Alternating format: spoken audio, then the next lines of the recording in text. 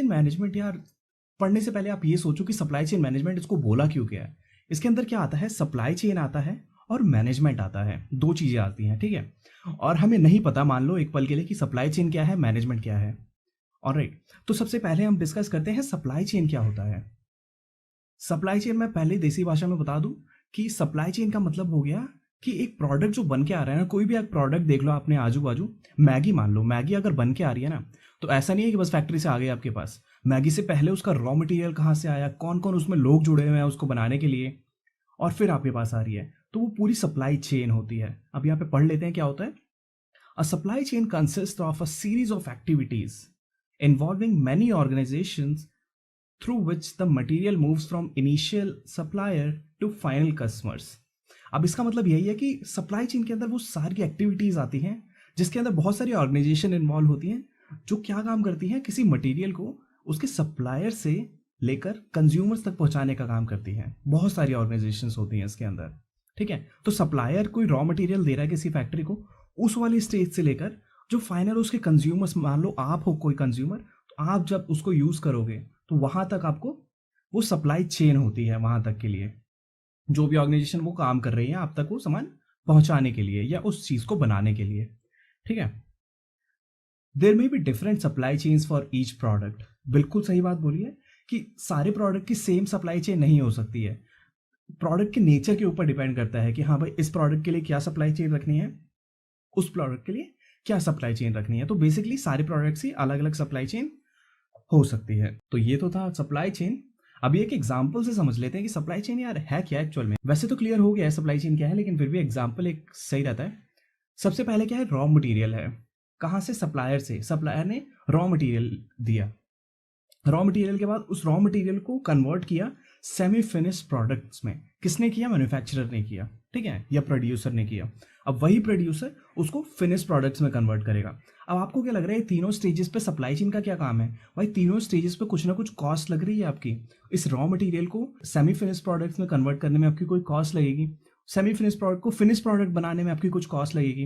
अब finish product का मतलब ये थोड़ा है कि हाँ भाई आपने प्रोडक्ट बना लिया तो ये बिक जाएगा अपने आप, ऐसा नहीं है। उस प्रोडक्ट को हमें डिस्ट्रीब्यूटर्स तक पहुंचाना पड़ता है। अब डिस्ट्रीब्यूटर तक पहुंचाने के लिए उसमें पैकेजिंग कॉस्ट लगेगी, उसको ट्रक में भर के आप लेके जाओगे भाई डिस्ट्रीब्यूटर्स तक, है ना। उसके अंदर जैसे ये दो बंदे दिख रहे हैं, लेबर्स लगेगी उसके अंदर, है ना, लेबर लगेगी तो लेबर की अलग कॉस्ट आएगी। तो ये सारा आ जाता है, फिर डिस्ट्रीब्यूटर तक पहुंचती है। डिस्ट्रीब्यूटर के पास कहीं जाके डिस्ट्रीब्यूटर क्या करता है, सुपर मार्केट्स में देता है, रिटेलर्स को देता है, और वो एंड कस्टमर्स तक पहुंचता है, ठीक है। जैसे कि आप पिक्चर में देख पा रहे हो कि कस्टमर्स के पास वो पहुंच गया है सामान।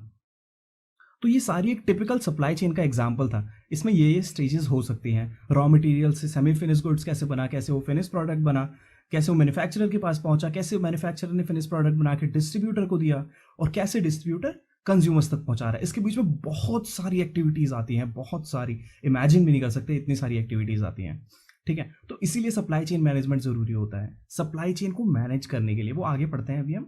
अभी हमने सप्लाई चेन समझ लिया कि सप्लाई चेन क्या होता है, कि सप्लाई कहाँ से कहाँ जा रही है। रॉ मटेरियल से सप्लाई लेकर कंज्यूमर्स तक पहुंचाने की जो सीरीज होती है उसको सप्लाई चेन कहा जाता है। अभी समझ लो मैनेजमेंट क्या होता है। मैनेजमेंट भाई बचपन से पढ़ते हुए आ रहे हैं, फिर भी एक बार पढ़ लेते हैं। Management defined as all activities and task undertaken for achieving goals by continuous activities like planning, organising, leading and controlling. अब मैनेजमेंट में यही बताया गया है कि इसमें सारी एक्टिविटी या टास्क आते हैं जो एक गोल अचीवमेंट के लिए हेल्प करते हैं, ठीक है, गोल अचीवमेंट में हेल्प करते हैं। और उसके अंदर क्या क्या एक्टिविटीज आ सकती हैं, प्लानिंग आ सकती है, ऑर्गेनाइजिंग आ सकती है, लीडिंग आ सकती है, कंट्रोलिंग आ सकती है। लीडिंग को या डायरेक्टिंग भी बोलते हैं, ठीक है। तो ये सारी एक्टिविटीज करके आप अपने गोल्स को अचीव कर रहे हो, ठीक है, और ये सारी कॉन्टिन्यूअस एक्टिविटीज होती हैं, तो उसे मैनेजमेंट बोलेंगे। एक तरह से यही है कि किसी चीज को इस तरह से मैनेज करना कि वो हमारे गोल अचीवमेंट में हेल्प करे और हमारे लिए प्रॉफिटेबल हो, मतलब, ठीक है, तो उसे मैनेजमेंट बोल देंगे। अभी कुछ और भी लिखा हुआ है, the responsibility of management is to generate such conditions which are helpful to maximise achievement. अब रिस्पॉन्सिबिलिटी क्या होती है मैनेजमेंट की, कि कुछ ऐसी कंडीशन बनाए ना वो, कि जो भी कंडीशन होगी वो हेल्पफुल होगी हमारे अचीवमेंट के लिए, या हमारे जो भी हमारे गोल्स होंगे उसको अचीव करने के लिए वो हेल्पफुल होगी वो कंडीशन, वो मैनेजमेंट होती है। अभी दोनों को एक साथ पढ़ते हैं। सप्लाई चेन पढ़ लिया हमने क्या होता है, मैनेजमेंट पढ़ लिया हमने क्या होता है। अब सप्लाई चेन मैनेजमेंट क्या होता है। Supply chain management is the management of flow of goods and service and includes all the processes that transform raw materials into final products. Supply chain management कुछ नहीं होता है, वो मैनेजमेंट होता है गुड्स और सर्विसेज का। जो भी एक कंपनी गुड्स और सर्विस बना रही है उसका मैनेजमेंट करना होता है सप्लाई चेन मैनेजमेंट। और इसके अंदर वो भी आता है कि रॉ मटेरियल से लेकर फाइनल प्रोडक्ट तक या कंजम्पशन तक जो भी एक्टिविटीज़ हैं, जो भी प्रोसेसेस हैं, वो सारे आते हैं सप्लाई चेन मैनेजमेंट में। कि रॉ मटेरियल से लेकर कंज्यूमर्स तक आप प्रोडक्ट बना रहे हो, वो सप्लाई चेन होता है, लेकिन उसका मैनेज कर रहे हो ना, अगर आप उस चीज़ को मैनेज करते हुए बना रहे हो तो उसको बोलेंगे सप्लाई चेन मैनेजमेंट। ठीक है। It involves active streamlining of a businesses supply side activities to maximise customer value and gain a competitive advantage in the market place.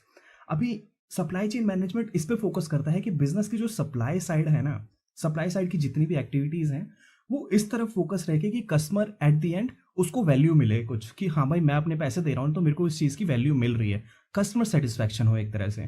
ठीक है, कस्टमर्स की नीड सेटिस्फाई हो पाए और हमारी जो कंपनी है, हमारी जो फर्म है, वो भी कंपेटिटिव एडवांटेज ले पाए। कंपेटिटिव एडवांटेज कैसे ले पाए कि उसने क्या किया, सप्लाई चेन में जितनी भी एक्टिविटीज़ थी उसमें कॉस्ट रिडक्शन करना शुरू कर दिया। ठीक है, कॉस्ट रिडक्शन किया जितना ज़्यादा उतने ज़्यादा हमारे प्रॉफिट्स हुए, अननेसेसरी चीज़ें हमने हटा दी उसमें से, हमने उसको मैनेज किया तो हमें पता चला हाँ भाई सप्लाई चेन में इस चीज़ की तो ज़रूरत ही नहीं थी। तो सप्लाई चेन का मेन ऑब्जेक्टिव ही यही होता है कि कॉस्ट कट करे और प्रॉफिट को मैक्सिमाइज करे जितना भी हो सके।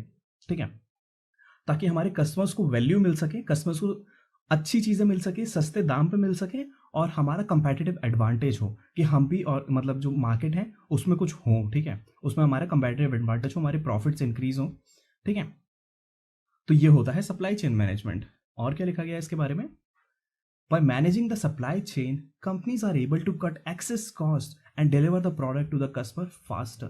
ठीक है, अब सप्लाई चेन से कंपनीज कॉस्ट को कट करती हैं कि एक्सेस कॉस्ट, जहाँ पे उनको लगता है ना कि हाँ भाई ये चीज़ इतनी दूर तक लेके जाना है ना, तो क्यों इसको एरोप्लेन से लेके जाएं, उसको हम ट्रक में भी लेके जा सकते हैं, उसको हम शिप से भी लेके जा सकते हैं। तो ऐसे मतलब बहुत सारे दिमाग लगा लुगा के वहाँ पे कॉस्ट को कट किया जाता है। ठीक है, कॉस्ट को कट करके और कंज्यूमर्स तक फास्टर सामान पहुंचाया जाता है। ऐसे ऐसे उसमें स्टेप्स लिए जाते हैं कि कंज्यूमर को वेट ना करना पड़े। जैसे मान लो आपने फ्लिपकार्ट पे कोई ऑनलाइन ऑर्डर प्लेस किया, आपने फ्लिपकार्ट ने आपको दिखा दी 15 दिन की डिलीवरी डेट, भाई आप तो सेटिस्फाई नहीं होगे उससे।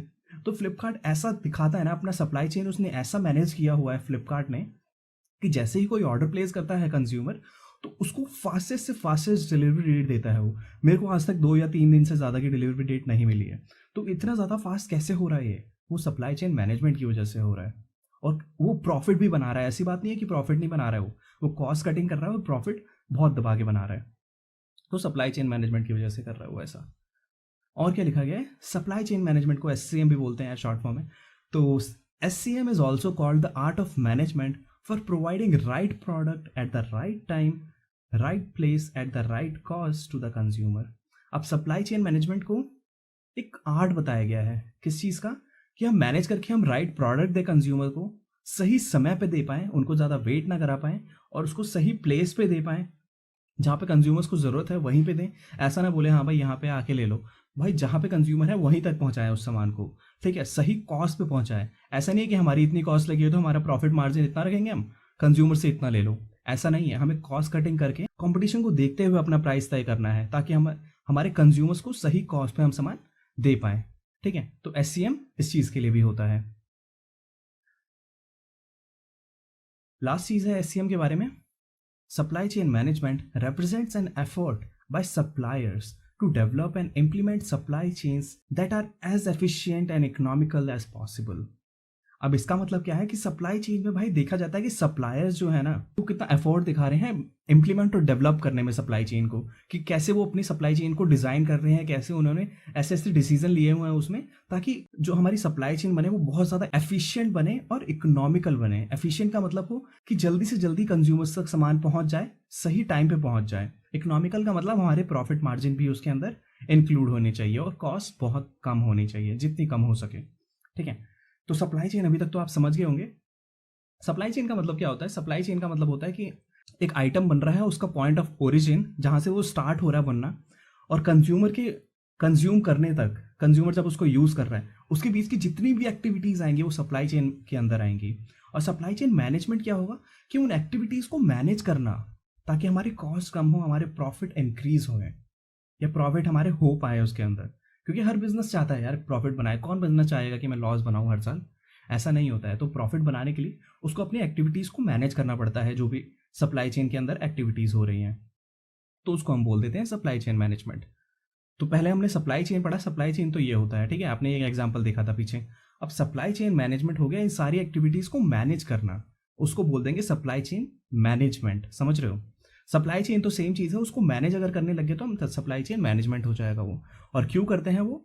ताकि हमारी कॉस्ट कट हो पाए, हमारी जो एक्सेस कॉस्ट लग रही थी, जो हमारी वेस्ट चीज़ें हो रही थी, वो ना हो पाए, और उससे क्या होगा, हमारा प्रॉफिट इंक्रीज होगा, ज़्यादा से ज़्यादा हमें प्रॉफिट होगा।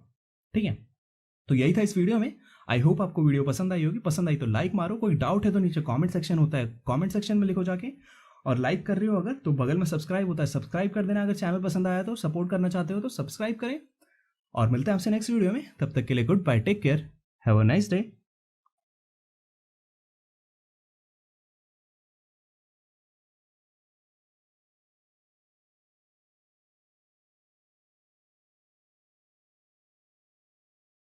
अब इसको पढ़ने से पहले मैं अपनी भाषा में बता देता हूँ कि सप्लाई चेन मैनेजमेंट क्या होता है। सप्लाई चेन मैनेजमेंट होता है, सप्लाई चेन होती है ना, मान लो कोई भी आपके आसपास कोई प्रोडक्ट है, आपको क्या लग रहा है प्रोडक्ट ऐसे ही बन के आ गया है? भाई उसके प्रोडक्ट के रॉ मटेरियल से लेकर आपके पास वो प्रोडक्ट आने तक के बीच में जितनी भी एक्टिविटीज होती हैं, वो सारी सप्लाई चेन के अंदर आती हैं। ठीक है, मान लो आपके आसपास कोई चीज रखी है, मान लो क्या रखा है, एक पानी की बॉटल रखी है, ठीक है, बिस्लरी की बॉटल रखी है मान लो। अब बिस्लरी भाई ऐसी थोड़ा ना बन के आ गया, बिस्लरी का रॉ मटेरियल आया होगा, कहीं से प्लास्टिक आया होगा, कहीं से वाटर आया होगा, उसको प्योरीफाई किया होगा, कहीं किसी फैक्ट्री में उसको भरा होगा, उसके अंदर उसके ऊपर लेबलिंग करी होगी, तब जाके वो किसी शॉप में आया होगा, तब जाके आप वहां से लेके आए उसको।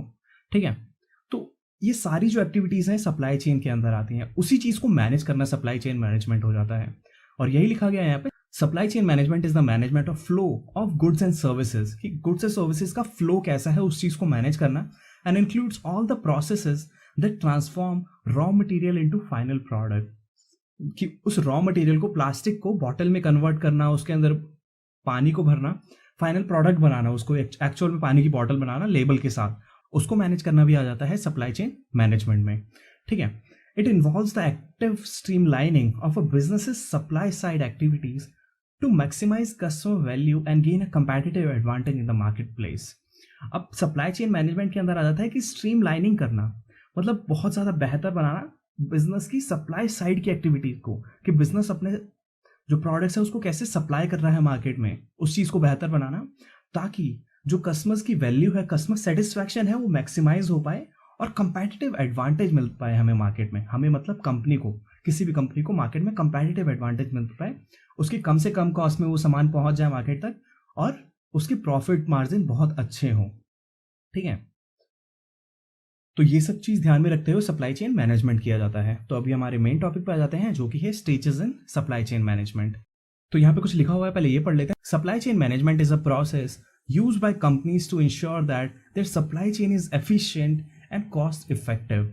अब सप्लाई चेन मैनेजमेंट को एक ऐसी प्रोसेस बताया गया है, कि ऐसी एक प्रोसेस है वो जिसमें कंपनी ये चीज़ इंश्योर करती है कि हाँ भाई सप्लाई चेन है ना हमारी, वो बहुत ज़्यादा एफिशिएंट रहे। एफिशिएंट कैसे रहे? कि हमारा वो जो प्रोडक्ट का फ्लो है ना, कंज्यूमर्स तक आराम से टाइमली मैनर से पहुंच जाए प्रोडक्ट, और कॉस्ट इफेक्टिव हो। कॉस्ट इफेक्टिव का मतलब कि उसमें ज़्यादा कॉस्ट भी ना लगे, ताकि हम अपने प्रॉफिट मार्जिन रख पाएँ। ठीक है, इसके अंदर ये 5 स्टेजेस आती हैं: plan, develop, make, deliver, return. बहुत ही ज़्यादा ईजी है, कोई दिक्कत वाली बात नहीं है, बस इसके पॉइंट्स याद कर लो, एक्सप्लेनेशन में आगे की वीडियो में बताऊंगा ये। ठीक है, तो स्टार्ट करते हैं प्लान के साथ। प्लान के अंदर क्या आता है? The first stage in supply chain management is known as plan. ठीक है, पहली स्टेज सप्लाई चेन मैनेजमेंट में होती है प्लान। अ प्लान और strategy must be developed to address how a given goods और service will meet the need of the consumers. अब plan के अंदर ये देखा जाता है कि हाँ भाई, ये जो गुड्स और सर्विस है ये कंज्यूमर के लिए है भी कि नहीं है, कंज्यूमर्स की इसकी डिमांड है भी कि नहीं है, कंज्यूमर इस चीज़ को चाहते भी है कि नहीं है। ठीक है, ये सारी चीज़ें करना, क्योंकि सप्लाई चेन में आप बना भी तो रहे हो ना एक तरह से प्रोडक्ट, तो उस चीज़ को प्लान करना पहले कि ये गुड्स और सर्विस कंज्यूमर के काम आएगी भी कि नहीं आएगी। A significant portion of the strategy should focus on planning a profitable supply chain. अब ऐसा नहीं है कि भाई कुछ भी प्लान कर लो, पहले तो आपने प्रोडक्ट प्लान कर लिया, अभी एक प्रॉफिटेबल सप्लाई चेन भी प्लान करनी है आपको कि उस प्रोडक्ट को आप लेके कैसे जाओगे कंज्यूमर्स तक। प्रॉफिटेबल होनी चाहिए, प्रॉफिटेबल वर्ड यहाँ पे ध्यान में रखो। तो पहला हो जाता है प्लान, उस चीज़ को प्लान करना या स्ट्रैटेजी बनाना उसके रिलेटेड कि कैसे कैसे क्या क्या होगा। अभी कुछ किया नहीं है, बस सोच रहे हैं बैठ के। तो फर्स्ट स्टेप ये हो गया। सेकंड हो गया develop.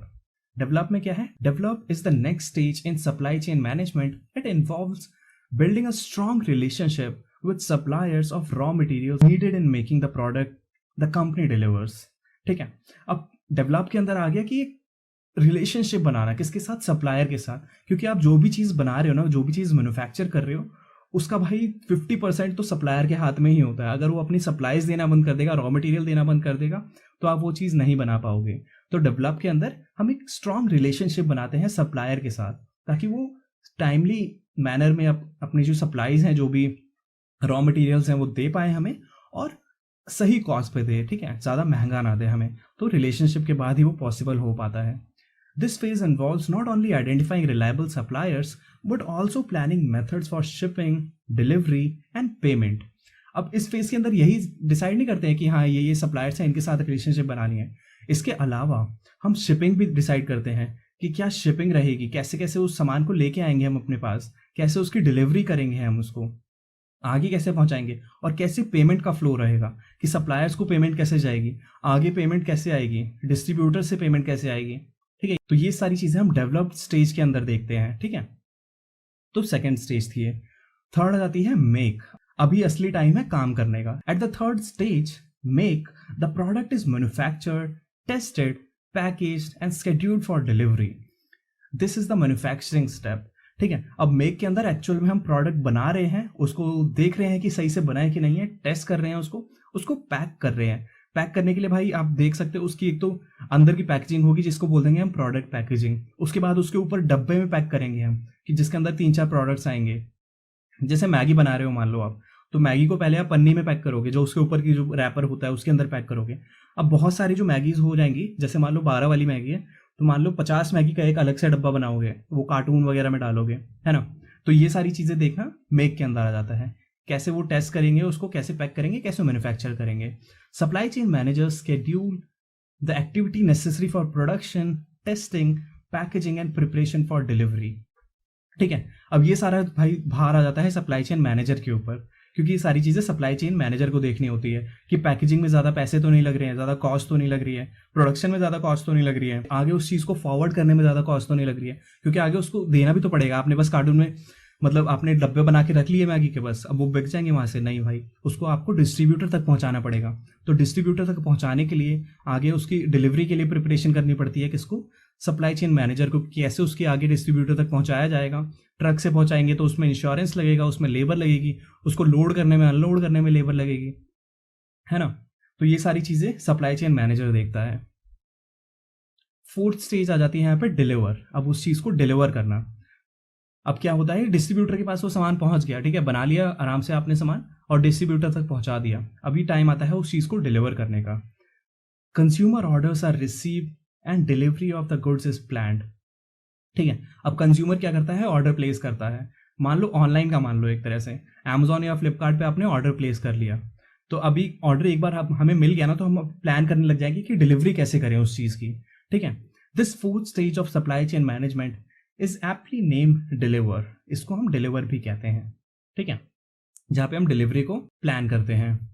This is the part that many supply chain management insiders refers to as logistics. अब इसको लॉजिस्टिक्स भी कह सकते हैं, क्योंकि इसमें एक्चुअल लॉजिस्टिक्स लग रही है आपकी कि आगे आगे किसके किसके पास से होकर सामान वो कंज्यूमर्स तक पहुंचेगा।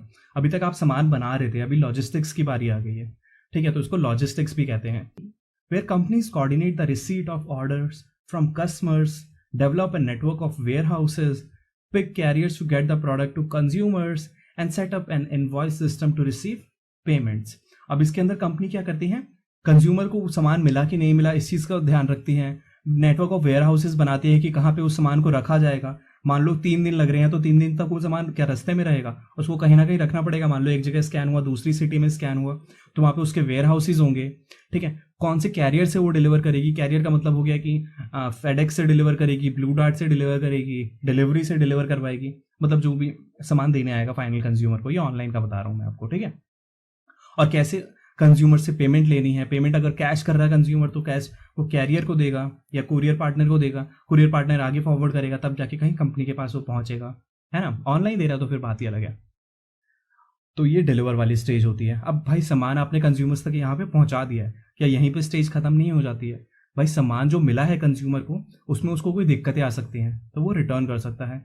As the name suggest, during this stage consumers में रिटर्न डिफेक्टिव प्रोडक्ट्स। ठीक है, कि उनको प्रोडक्ट में कुछ दिक्कतें आ रही हैं अभी वो रिटर्न कर सकते हैं। The company will also address consumer question in this stage. तो कंपनी को इस चीज़ का भी ध्यान रखना पड़ता है। तो कंपनी को ऐसा नहीं है कि सामान पहुंचा दिया खत्म, उसके बाद के भी उसको अरेंजमेंट करने पड़ते हैं। अगर उसको डिफेक्टिव सामान मिल गया तो वो रिटर्न कैसे करेगा, कैसे उसको रिफंड देना है, कैसे उसके क्वेश्चंस को आंसर करना है अगर प्रोडक्ट से रिलेटेड कोई क्वेश्चन है तो। This can be a problematic part of the supply chain for many companies. Supply chain planners have to create a responsive and flexible network of receiving defective and access products back from their consumers and supporting consumers who have problems with the delivered products. ठीक है, तो company को इस चीज़ के लिए plan करना पड़ता है कि जो भी उसकी रिटर्न पॉलिसी हो बहुत ज़्यादा फ्लेक्सिबल हो, बहुत ज़्यादा रिस्पॉन्सिव हो, ताकि किसी कंज्यूमर को कोई क्वेश्चन भी है उस प्रोडक्ट से रिलेटेड, मतलब इस बेसिकली क्या है, कस्टमर सर्विस है एक तरह से, आफ्टर सेल्स सर्विसेज इसे बोल सकते हैं। तो इसके लिए हमें क्या करना पड़ेगा भाई, सर्विस सेंटर्स रखने पड़ेंगे बहुत सारे, ठीक है, ताकि कंज्यूमर आराम से जाके अपने क्वेश्चंस को पूछ पाए वहाँ पे, है ना। तो ये सारी चीज़ें हैं, इन सब चीज़ों में भी कॉस्ट लगती है। ऑलराइट, तो ये सारी चीज़ों की कॉस्ट कटिंग के लिए सप्लाई चेन मैनेजर रिस्पॉन्सिबल होता है कि इन सारी चीज़ों में कम से कम कॉस्ट लगे और कंपनी को प्रॉफिट मिले। तो सप्लाई चेन मैनेजर का ये काम होता है।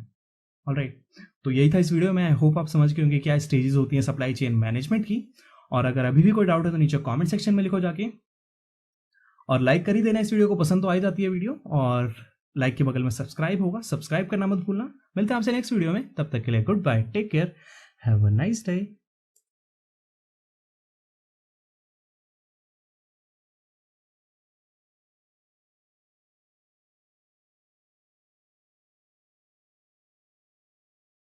कि जो सप्लाई चेन होती है ना आपकी, कि जो भी आप सामान यूज कर रहे हो, जहां से वो बन के आ रहा है, जो जो उसके बीच में ऑर्गेनाइजेशन या पीपल इन्वॉल्व हैं, उसको मैनेज करना ही होता है सप्लाई चेन मैनेजमेंट। ठीक है, अभी पढ़ लेते हैं इसको क्या है। Supply chain management is the management of flow of goods and services and includes all processes that transform raw materials into final products. अब सप्लाई चेन मैनेजमेंट होता है गुड्स और सर्विसेज के फ्लो का, कि कहाँ से वो बन के आ रही है, क्या फ्लो है उनका, और रॉ मटेरियल को फाइनल प्रोडक्ट्स में कन्वर्ट करने के बीच में जो जो चीज़ें लग रही हैं, जो जो इंसान लग रहे हैं, जो जो कॉस्ट लग रही हैं, उनको मैनेज करने को बोलते हैं supply chain management. It involves the active streamlining of a business's supply side activities to maximize customer value and gain a competitive advantage in the marketplace. अब इसका मतलब ये है कि सप्लाई चेन मैनेजमेंट के अंदर हम ये देखते हैं कि बिजनेस की जो सप्लाई साइड की एक्टिविटी है ना, मतलब बिजनेस कहाँ से वो सामान ला रहा है, वो पूर्ति कैसे कर रहा है उस सामान की मार्केट के अंदर, वो चीज़ देखते हैं कि वो कितना अच्छे से हो पा रहा है कि नहीं हो पा रहा है। जिससे क्या होगा, हमारी कस्टमर की वैल्यू बढ़ेगी। कस्टमर वैल्यू का मतलब क्या है, कस्टमर सेटिस्फैक्शन होगा, उसको सही दाम पे सामान मिल पाएगा, सही टाइम पे सामान मिल पाएगा। और क्या होगा, हमारी कंपैटिटिव एडवांटेज बढ़ेगी। कैसे बढ़ेगी भाई, कंपैटिटर से अच्छा कर पाएंगे हम, कॉस्ट कम कर पाएंगे, कस्टमर सेटिस्फैक्शन वैसे ही हो जाएगा इससे, और हमारे प्रॉफिट्स बढ़ेंगे। ठीक है, तो ये होता है सप्लाई चेन मैनेजमेंट। अभी आ जाते हैं हमारे मेन टॉपिक पे, जो कि है importance of supply chain management. अब यहाँ पे कुछ लिखा है, इसको पढ़ते हुए चलते हैं। To remain competitive, small firms have to offer superior quality goods at the lowest price possible.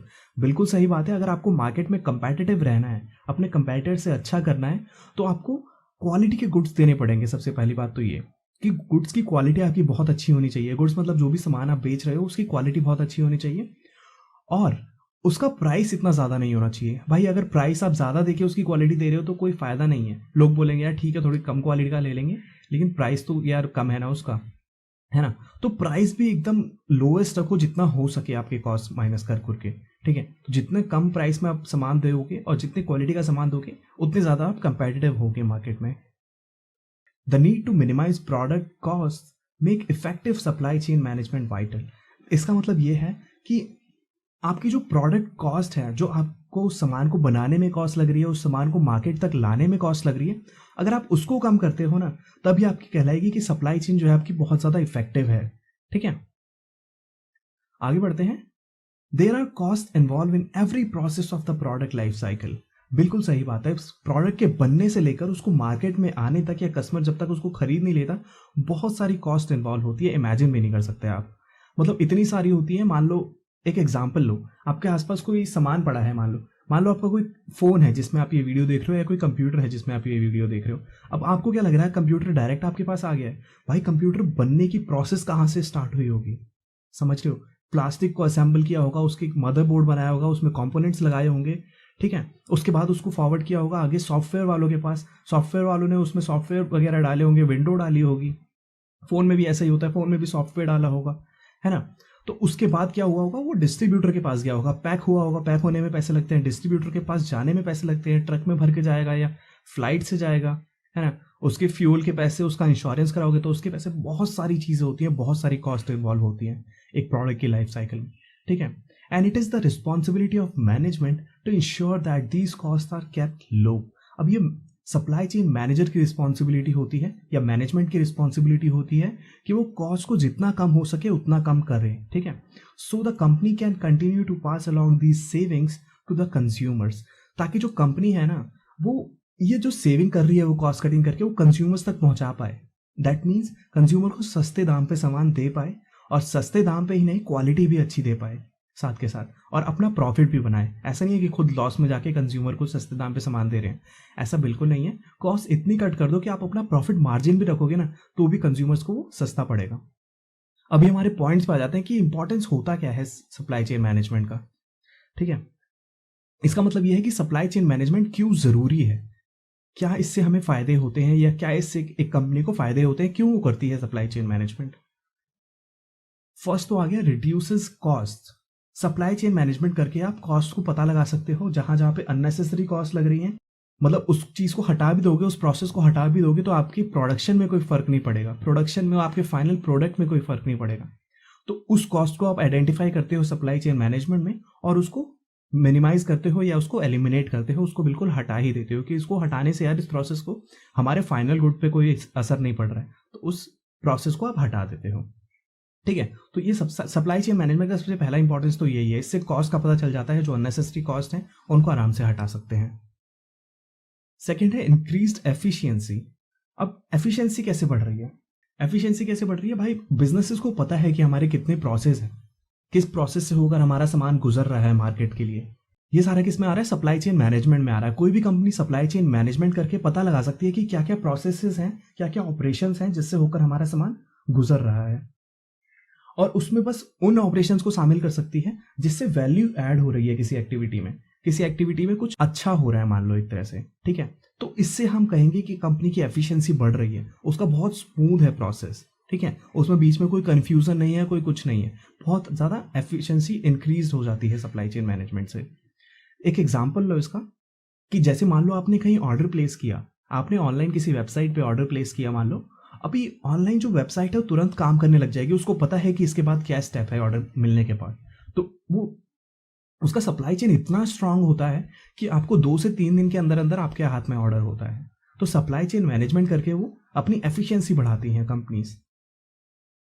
Third आ जाता है इंक्रीज्ड आउटपुट। आउटपुट कैसे बढ़ रहा है, सप्लाई चेन मैनेजमेंट करके आप क्या कर रहे हो, जो सप्लायर्स है ना आपके, जिससे आप रॉ मटेरियल लेके आ रहे हो, कच्चा माल लेके आ रहे हो, उन सप्लायर से रिलेशन अच्छा बना रहे हो, वर्क रिलेशन उनके साथ बहुत अच्छा हो जाता है सप्लाई चेन मैनेजमेंट करके। और एक बार उनके साथ वर्क रिलेशन अच्छा हो गया तो आपको रॉ मटेरियल टाइमली मिल पाएगा, अच्छी कॉस्ट पे मिल पाएगा, ज़्यादा महंगा नहीं मिलेगा, ठीक है। अगर आपको रॉ मटेरियल टाइमली मिल गया तो आप जल्दी से उसको फिनिश प्रोडक्ट में कन्वर्ट करके आगे कस्टमर्स तक पहुंचा दोगे। अगर कस्टमर को सामान जल्दी टाइम पे मिल जाएगा तो भाई वो ज़्यादा से ज़्यादा कस्टमर्स को अट्रैक्ट करेगा मार्केट में कि हाँ भाई ये जल्दी सामान दे रहे हैं और सही दाम पे दे रहे हैं। और ज़्यादा से ज़्यादा कस्टमर अट्रैक्ट होंगे तो क्या होगा, हमारा प्रोडक्शन बढ़ेगा, ठीक है। ज़्यादा कस्टमर्स आएंगे तो ज़्यादा प्रोडक्शन होगा और ज़्यादा प्रॉफिट होगा।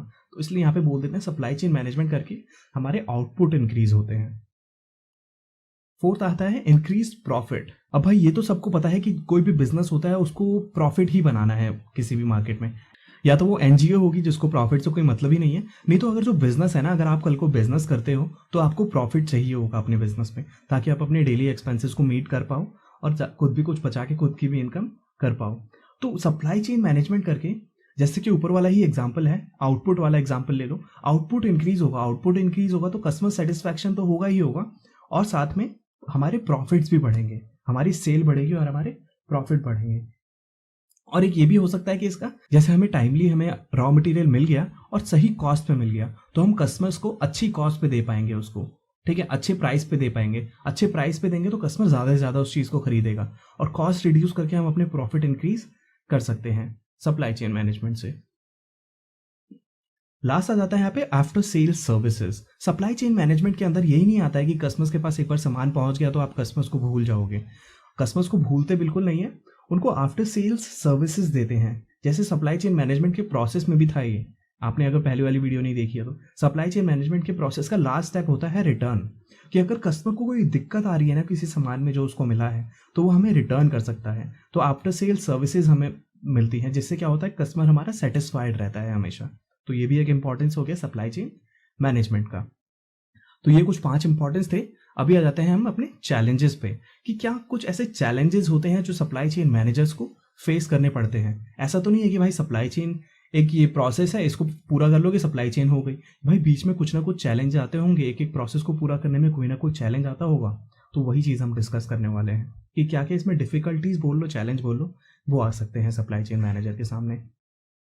फर्स्ट है क्वालिटी कस्टमर सर्विस। जैसे कि हमने पीछे पढ़ा था, इंपॉर्टेंस होता है कि आफ्टर सेल सर्विसेज देती है कंपनी, जिससे कस्टमर सेटिस्फैक्शन होता है। लेकिन क्वालिटी कस्टमर सर्विस बहुत बड़ा टर्म है।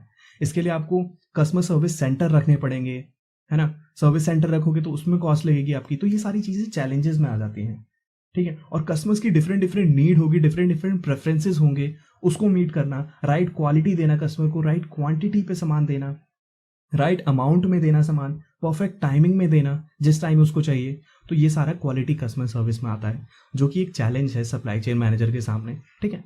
उसको मीट करना कि कस्टमर सर्विस हमारी क्वालिटी की रहे, उस क्वालिटी को मीट करना एक चैलेंज होता है। सेकेंड है increased cost through out the supply chain, कि सप्लाई चेन की जैसे जैसे सप्लाई चेन में प्रोडक्ट आगे बढ़ता है तो कॉस्ट बढ़ती रहती है। जैसे मान लो फैक्ट्री से कोई सामान निकला, वो गया डिस्ट्रीब्यूटर या होलसेलर के पास। अब जाने में उसका खर्चा लगेगा थोड़ा सा, पहले तो उसको बड़े बॉक्सेस में पैक करो, उसमें कॉस्ट लगेगी। उसके बाद उसको ट्रक में भरो ले जाके, तो लेबर की कॉस्ट लगेगी जो उसको वहां तक लेके जाएगा। अब ट्रक में पेट्रोल लगेगा, ट्रक में ट्रक का ड्राइवर लगेगा, ट्रक में अगर उस सामान का आप इंश्योरेंस करा रहे हो तो इंश्योरेंस लगेगा। तो हर एक जगह पे, हर एक स्टेप पे कॉस्ट बढ़ जाती है सप्लाई चेन में। और इस कॉस्ट को कम करना भाई एक चैलेंज होता है सप्लाई चेन मैनेजर के सामने। उसको पहले सारी कॉस्ट को एस्टिमेट करना पड़ता है, फिर उसको कम करनी पड़ती है कॉस्ट, ठीक है। थर्ड आ गया risk in the supply chain creates pressure. अब ऐसा तो नहीं है कि सब कुछ भाई आपके प्लान के हिसाब से ही चलेगा, कुछ ना कुछ प्लान के विपरीत भी हो सकता है, जिसको हम रिस्क कहते हैं, ठीक है, सप्लाई चेन के अंदर। और वो क्या करता है, प्रेशर डालता है, वो एक चैलेंज होता है सप्लाई चेन मैनेजर के सामने। अब रिस्क कैसे हो सकते हैं, कांस्टेंट चेंज इन मार्केट भाई एक तरह का नहीं रहता, उसमें चेंजेस आते रहते हैं, है ना।